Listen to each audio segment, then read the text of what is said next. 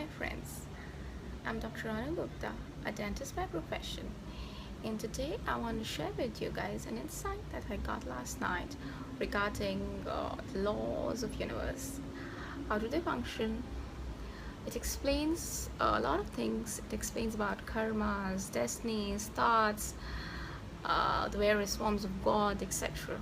So bear with me for the next few minutes, and things will be pretty clear to you.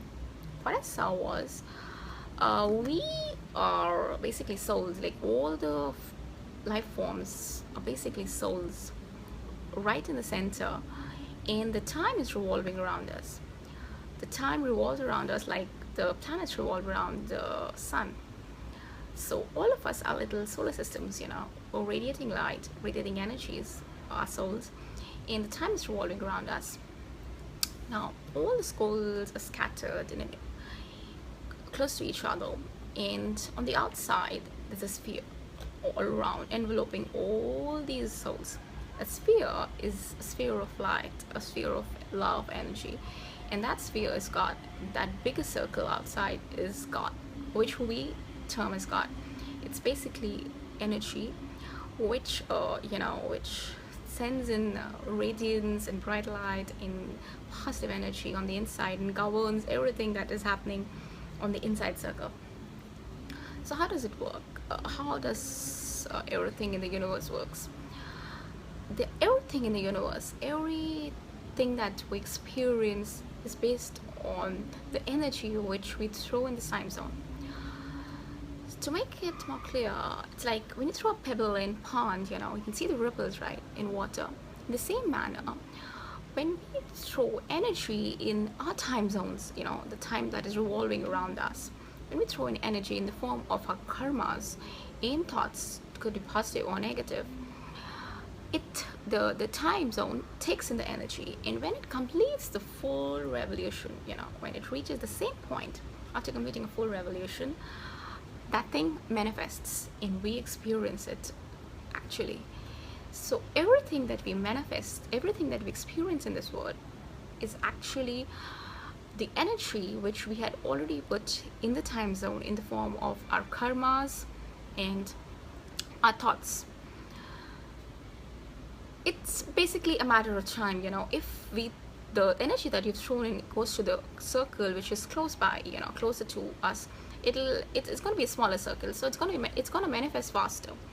But if it's on the outer circles, the circles which are a little further apart, the time circles which are revolving around us, it's gonna take a little longer, to manifest. It could manifest in this birth, in the next birth, because the soul is constant. It is just the form which is changing, which is actually also dependent on the time. The time takes a turn, and we might change a form. So it might take a longer time, it might take a lesser time, depending upon the energy which you have thrown, whether it goes on the inner circle or the outer circle. Next, what I want to explain to you guys is the various religions, the various forms of gods.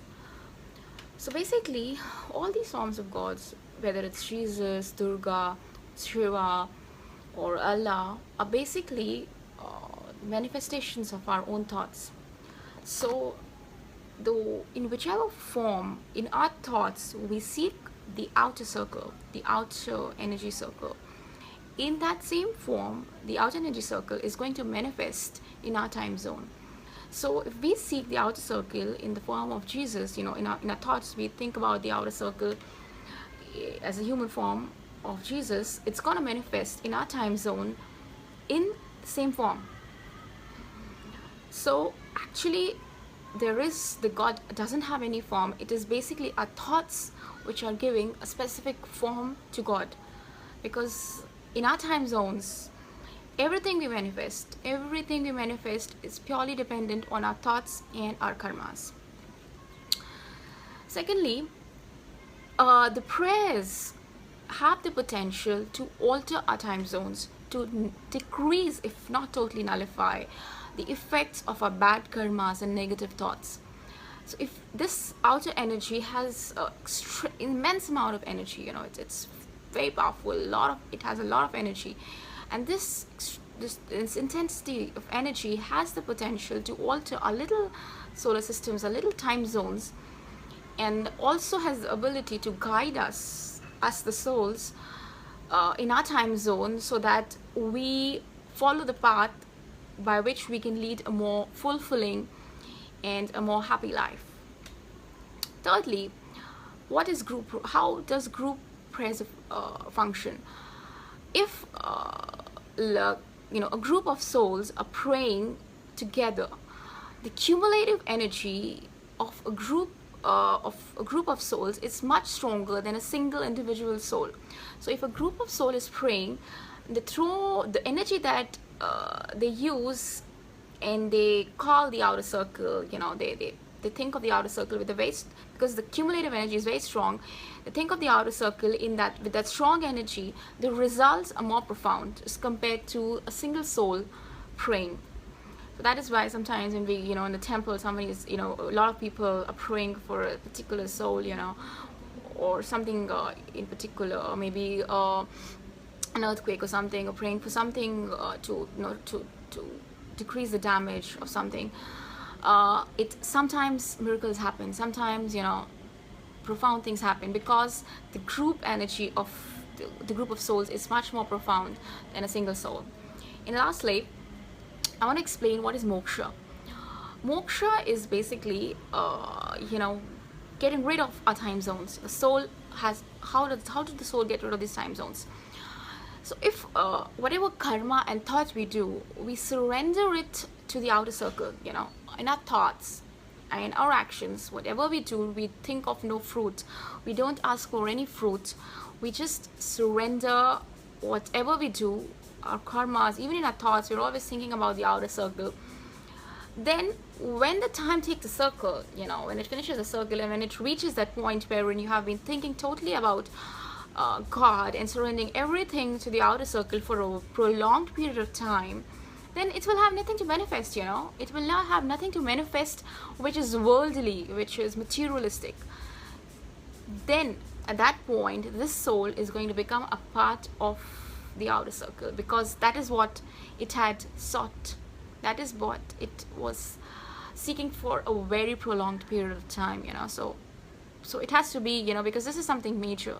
So you have to do it for a prolonged period of time with no vested interests, totally surrendering all your actions, all your karmas, all your thoughts to the outer circle, which is God, in whichever form you worship it, be it any form, Jesus, Shiva, Allah, whichever form. If you surrender everything you do to the outer circle, you will eventually become a part of the outer circle, because the time zone, when it takes the circle, when it takes a full revolution, it's going to find only the outer circle. So you will just climb out of these time zones. The time zones are gonna vanish, because whatever there was, just the outer circle. You'll become eventually a part of the outer circle. And that is what is moksha.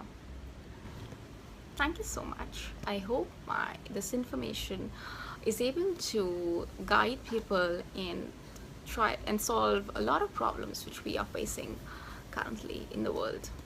Thank you.